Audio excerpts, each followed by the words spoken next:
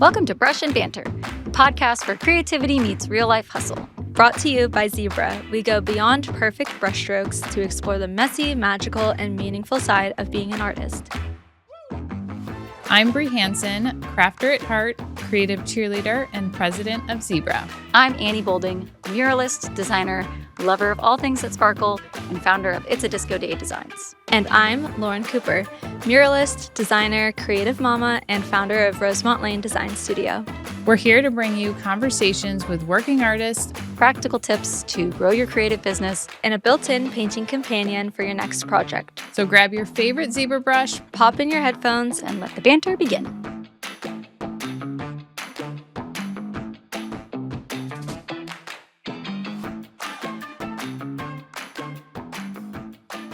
Hey friends, welcome back to Brush and Banter. I'm Annie, and today's episode is a special one because it's just us, your three hosts, your queen divas. We're gonna be cozied up year-end style. Hey everyone, we wanted to try something a little different, something warm and honest and reflective as we close out the year. No guests, no big interviews, just creative friends talking about the highs, the pivots, and the learnings from a very full year. Yes. And honestly, creatives don't get enough space to really sit back and think what worked, what didn't, what do I want to do more of next year? So that's exactly what we're going to do today. Plus a little chaos because Annie and Lauren are going to do rapid fire questions supposedly on me at the end. I'm excited for that portion, but we're going to be diving into lessons learned, creative identities, shifts, small business organization for the year ahead, and how we're grounding ourselves as we move into a brand new season. So before we jump into goals, I want to start with the big picture. When you zoom out on the past year, as creatives, as business owners, as humans, what stands out for you? There are always those anchor moments in a year, like the surprise wins, the pivots that we didn't expect, or the things that really stretched us. You know, what was one moment from this past year that shifted something for you, either creatively or personally? I have so much running through my mind right now because it was a pivotal year for me. Same. I think we had so much going on at Zebra this year, which is great, but in so many different directions. I think one thing that really stood out is at the beginning of the year, we obviously went to Rooted, the Muralist Conference, and just being able to connect with everybody in person. Even though that it was just for like a couple minutes that we got like one-on-one time with each person, I think making that personal connection and like seeing those faces, putting the faces to the names instead of just seeing them in our DMs or on email, it really changed the way we communicated with everybody and just how we looked at our business this year. And I think that was really special, and that connection really let us do other cool things this year and create more new products and create good content and all those things. So I think that was one thing that really stood out that kind of paved the way for this year. That was cool. I would have to, just even to piggyback off of being at that conference, for me, like one of the creative pivots was doing this podcast with you guys, was because we had that moment of connection at the conference and getting to chat, and then like that opened a door for this opportunity. And I feel like it's opened a lot of conversations with people online talking to me, asking about the podcast, and has made me feel more connected to the community, even though, That's so cool. Cool. It's still just us, chatting it up here, but it is like a new creative outlet that I didn't have on my bingo card. We manifested it, but I did not know it was coming. And so I'm happy and surprised that it was like a pivotal moment for sure, was attending the conference and getting to meet you guys. I awesome. agree. But same. It was also not on my bingo card to be hosting a podcast. You're doing great. You're doing great, sweetie. No, Here we are. I feel like the thing is that it is just so much more nailed in for me, and starting a business can be super lonely, and being an artist, especially in art capacity, can be super lonely. I feel like you might relate to this as well, where musicians like get it back from the audience when they perform live. Like, we're painting, we're putting our heart out into it. Like, you're doing so much behind the scenes, and then you maybe get to interact on social media with those people like for a second through DMs, but like that reciprocation is just not as like tangible and like passionate and like heart led. And I feel like the podcast gives a lot of those opportunity for moments of deeper conversations and reflection. In fact, I actually was so inspired by your guys' conversation that I wasn't on with Kyle, that I reached out to him and we ended up having our own little like podcast. We had a call for an hour because I was just like, I love that connection and getting to know people on a deeper level and having that place where you step away and you're like, it actually is bigger than like what I'm doing for my art or myself. Like, I don't know. I just kind of like strips back the ego part of the artistry. And I want to really, really dive into that in 2026 by doing work where I feel like the relationship is a big part of it. And there's that reciprocation between client and, or like what you're giving. That's so cool. Oh my gosh, it's so cool you talked to Kyle, which, by the way, if you haven't listened to that episode, you definitely should, because it was a really, really good episode. And Kyle was in studio in Charlotte with me. And so it was extra fun because we were in person and he had us laughing so hard. Our faces were hurting at the end. But he had some really good insight to share. So definitely check that out. So did you learn anything else from Kyle? What else did you guys talk about? Honestly, we ended up having kind of one of those like deep spiritual conversations and talked about like when you're attuned to that frequency of what you're putting out as an artist, and you just kind of get like-minded. And that's what was happening at Rooted. There was that buzz, and I hope that when people are listening to the podcast, there is that same like buzz and frequency. I left at the very end giving him some of my ideas for merch. It was so good. We both have a fashion background. Like, we had a lot in common, and I just love inspired conversations. I feel like you need to be pushed by other people who are on that same wavelength as you, you know? Totally. Well, Brush and Banter had such a big year. Obviously, it was short, but we packed in a lot in those few episodes we had this year. A lot of planning went into the relaunch of the podcast. We had new guests, new stories. When you think back about the podcast this year and all of the heart that was put into it, what episode or conversation stuck with you guys the most and why?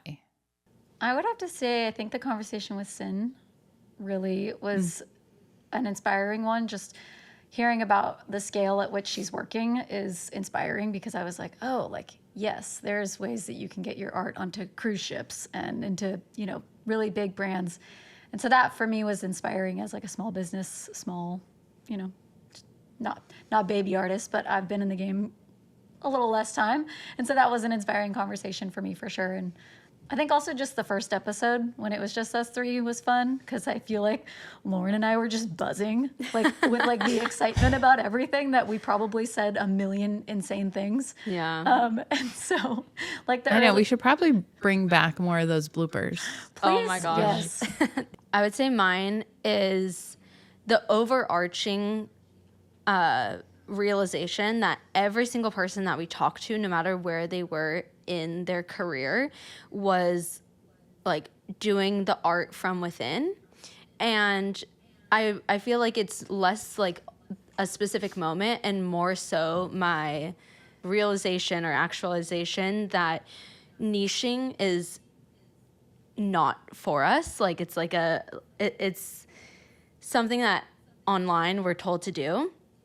But I feel like if you're really working within like your purpose and yourself, instead of your triangle going up to a point, like it actually should be going out and widening and broadening yourself.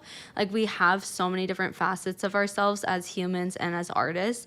And I just feel like every single person that we talked to was so inspired and like really honestly had a sense of self that felt like it was like a great like expansive sense of self rather than niching in. And it just inspired me to like kind of be more open-hearted for what like is possible for us as artists. Yeah, I understand like the sentiment of like, oh, find your niche, but then expand within that lane. You know, like people who are talking about expanding revenues and venturing off into different areas to make their business feel more wholesome, or not wholesome, whole and well-rounded.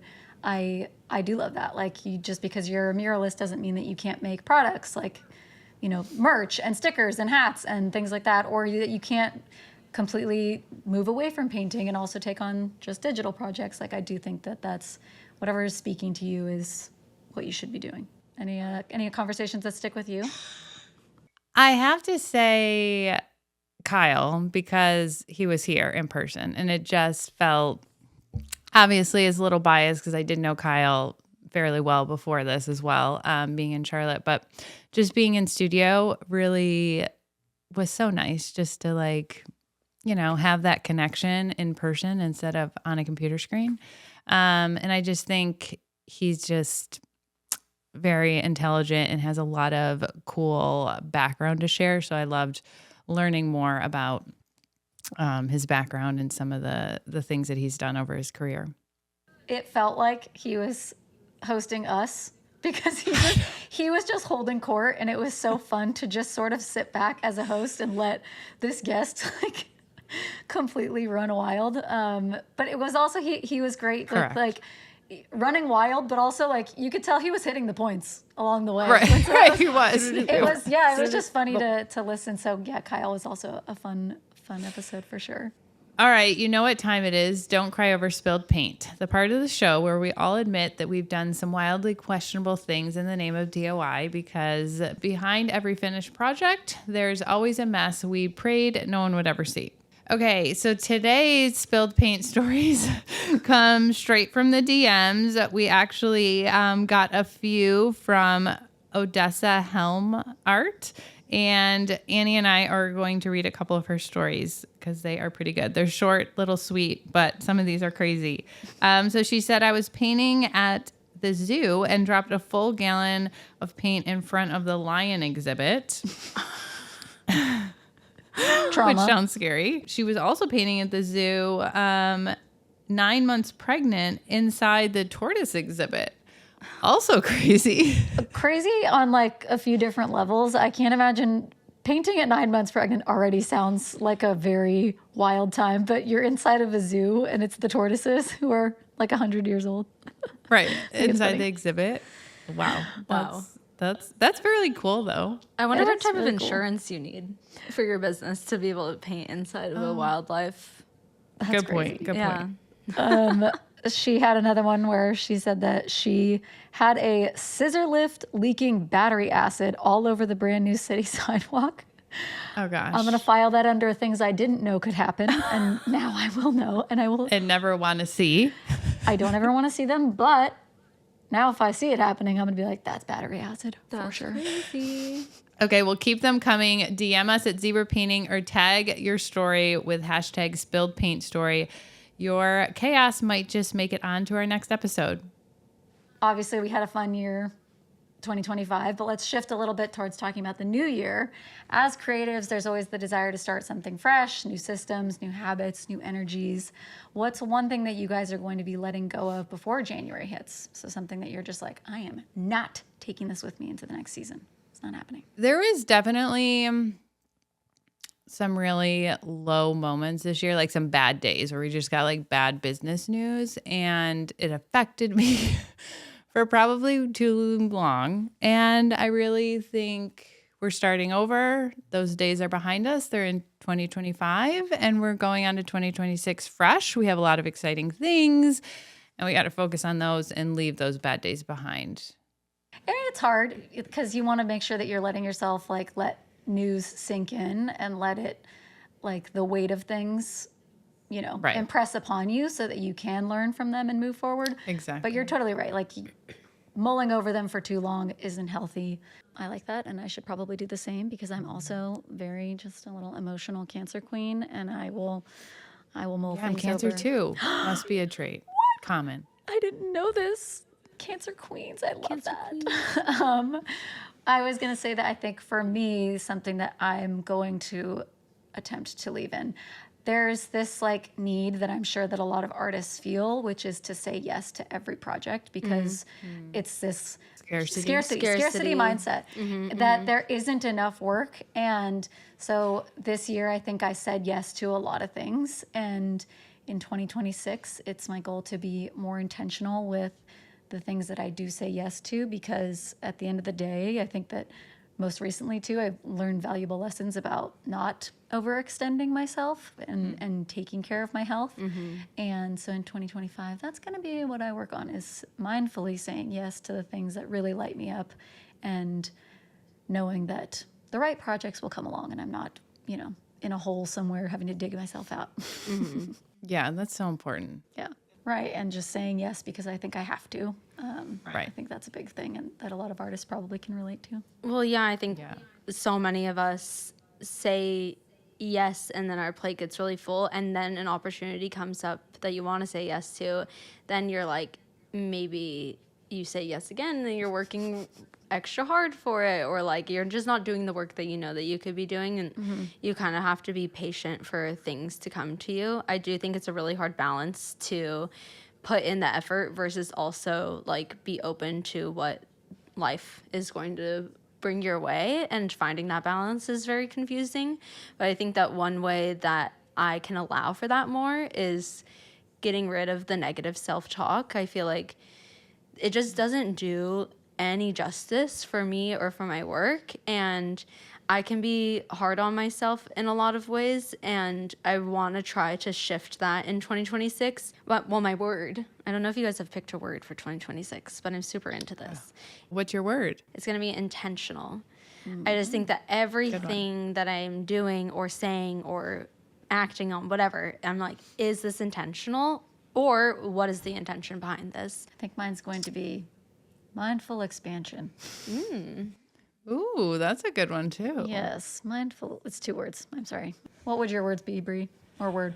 I think it would be creativity, because we do have a lot of exciting growth happening in 2026, but we're going to have to be really creative in order to make it work. And I think we're at the point where we could shift, and creativity would benefit us on a lot of different ways. So we normally, as a Zibra team in January, do like a really big deep dive of 2025, look at all the numbers, dissect the year. And so maybe the theme of that meeting will be creative, and we'll just have to say everybody's got to decide what their creative goals are for the year. Maybe that's it. It's born. It's here. This is how this meeting is going to run. That's good, because I have it on my to-do list and I need to work on that. So I love that. any other ideas? Well, you should also like maybe people can only take notes in like colorful like pens or pens. markers. I don't know. Love that. I actually had this job a long time ago, and my boss, it was like a sales and marketing job, but my boss was so like hell-bent on all of the team members having goals that were outside of work.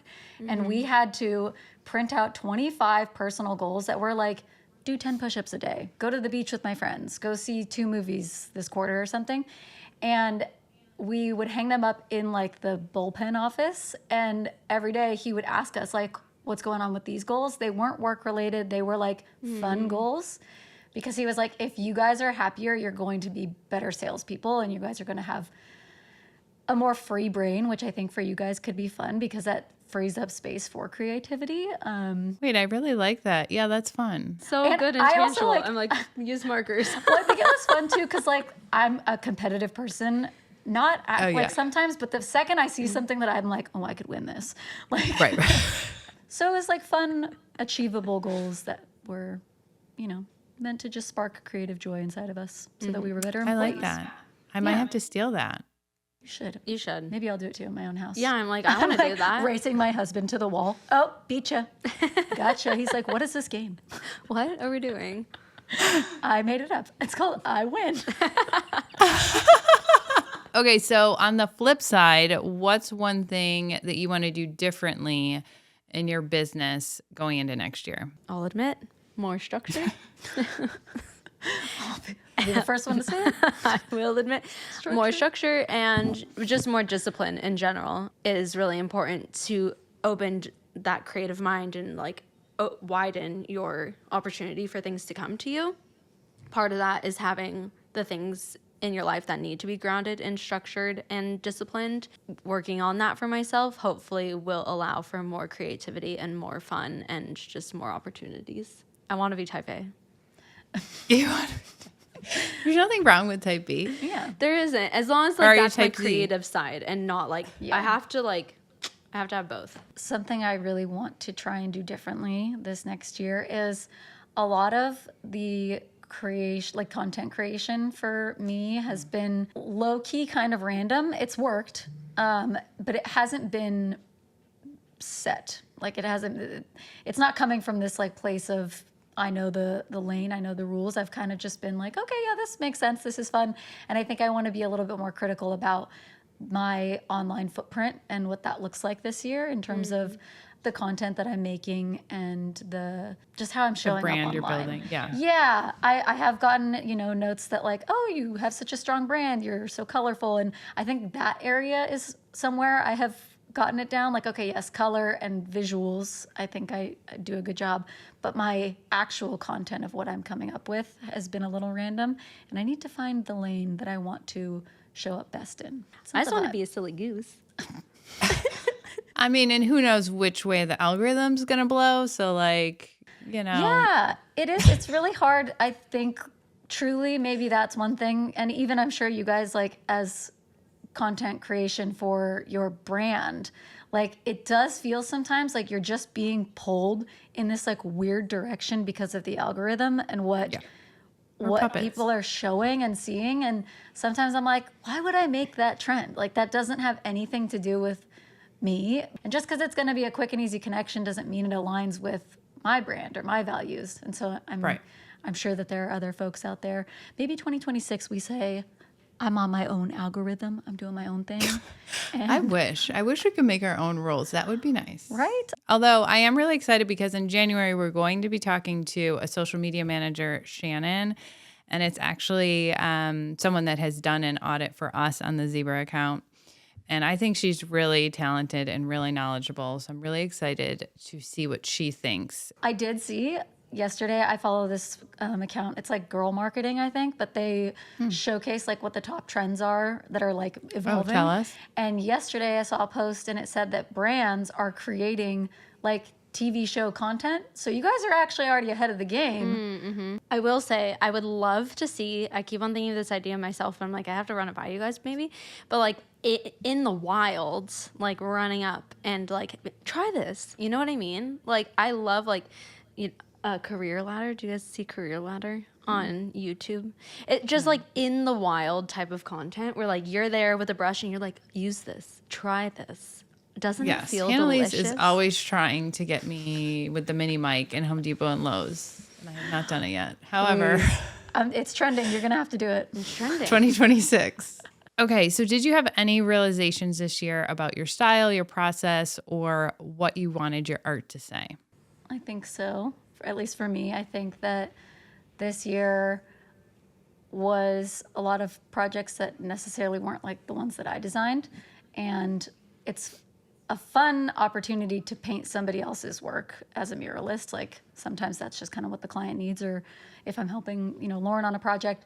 But I did feel like a yearning to continue pushing myself to find projects where I can design and I can create my own work, because I do think that solidifies yourself as a brand, is when you are having a healthy balance of projects that you're working on that are somebody else's and projects that you're working on that are your own. Because I mean, we talked about it with Kyle, like when you're creating from an authentic place, and for me that's like bold, bright stripes and getting to do fun, colorful projects.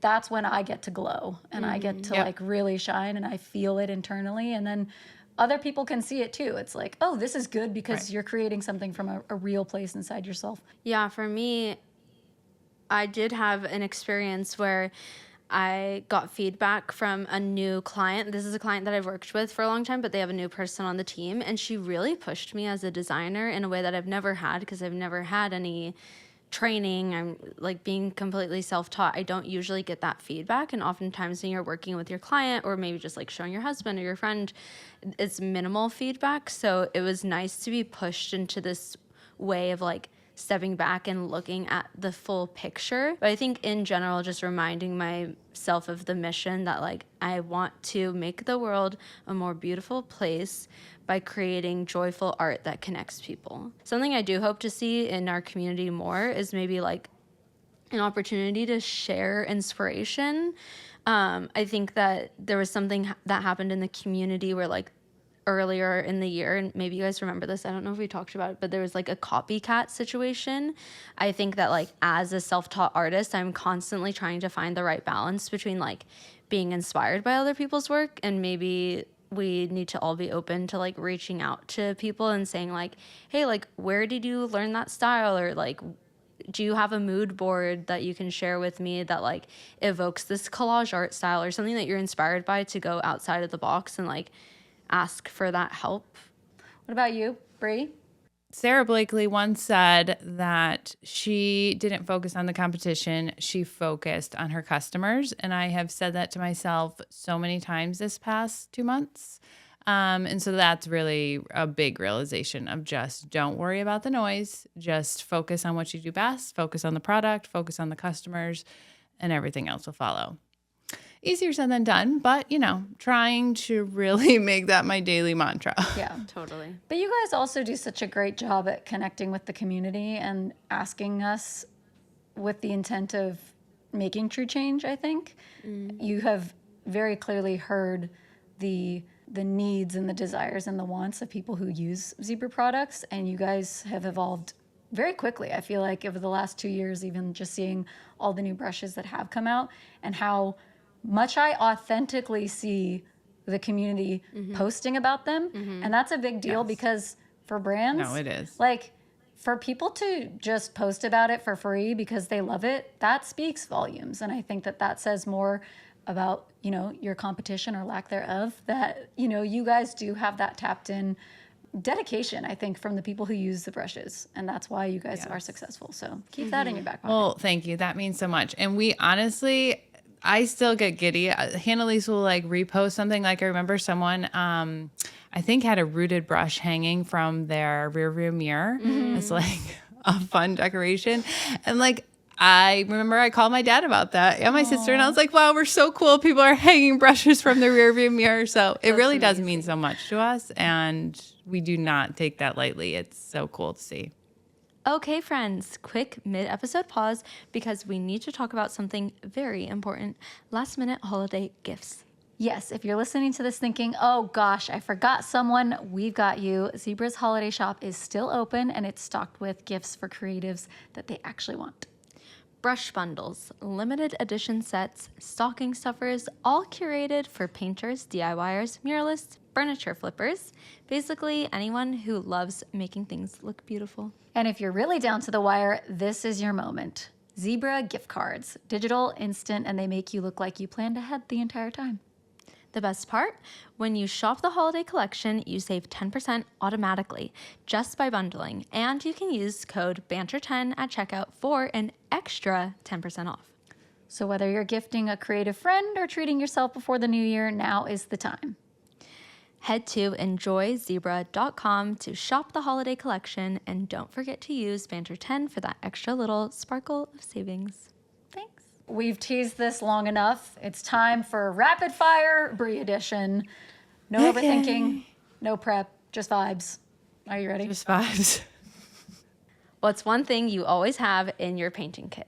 The medium artist set. I don't do a lot of big painting, but I do love to craft, and my kids also like to paint a lot and they can use those. So always the medium artist set. That's one of my faves too. Okay. A project that you're still thinking about for better or for worse? In 2026, I really want to learn, this is embarrassing, I don't really know how to paint like a wall.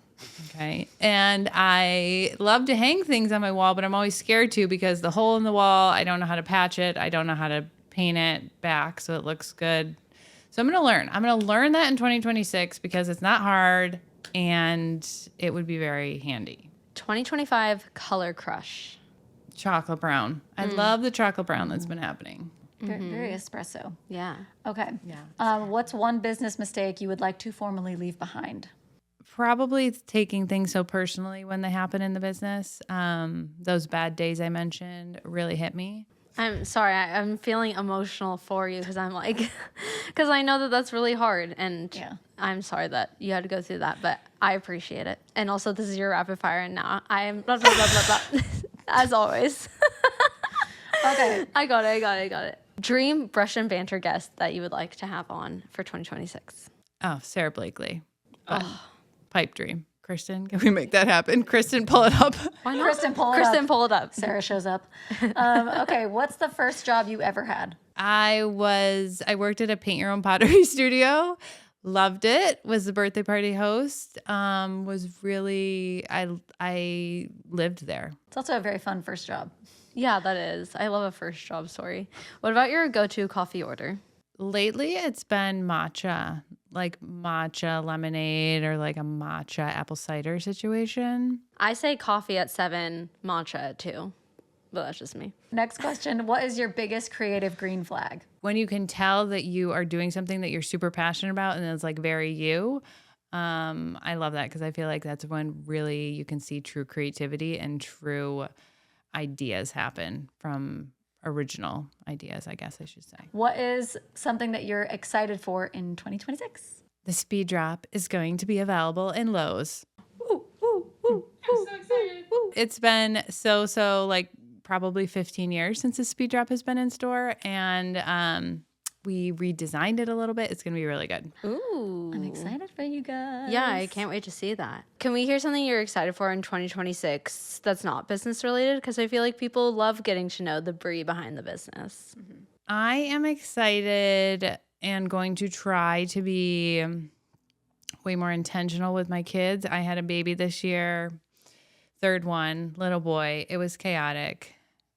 That third one is chill, but it also really adds something. Like I kicked my butt a little bit, but he's going to be 1 in February. My oldest will be 6 and my middle will be 3.5. And so I feel like they're all at really fun ages and I really need to soak them in because I don't know, my daughter went to kindergarten this year and I feel like she's already changed so much. And so really just got to soak in those little years. And that is definitely a personal goal for me. I love that. They change so much so fast in the first few years. It's crazy. Oh my gosh, so much. Something I tried to say to myself is like, I want to bring more life into my business and more business into my life where like it just kind of ebbs and flows. And so I don't feel like I'm being a bad mom when I'm doing business or being like a bad business person when I'm being a mom. It's hard. It's super hard to balance that. Thank you so much for spending time with us this year. Your support, your messages, your stories, they've made this podcast truly something special. Yes, whether you've been painting along with us since episode 1 or you're brand new here, we're so grateful that you're a part of our creative community. Yes, so we'll be back in the new year with more guests, more stories, and more of the magic that happens when artists share the real scenes behind the work. Until then, take care, enjoy the holidays, create when you feel inspired, and don't cry over that spilled paint. Bye. Thank you for listening to the Brush and Banter podcast, brought to you by Zibra. We're so grateful you're a part of the creative community. Gearing up for your next project? Head to enjoyzebra.com to grab your new favorite brushes, designed for comfort, precision, and serious creative flow. Be sure to follow Zibra Painting on Instagram for painting tips, artist features, and more. If you enjoyed our banter, subscribe on YouTube or wherever you get your podcasts, and don't forget to leave a 5-star rating and review. Now, go make something beautiful. We'll be here when you need a little banter.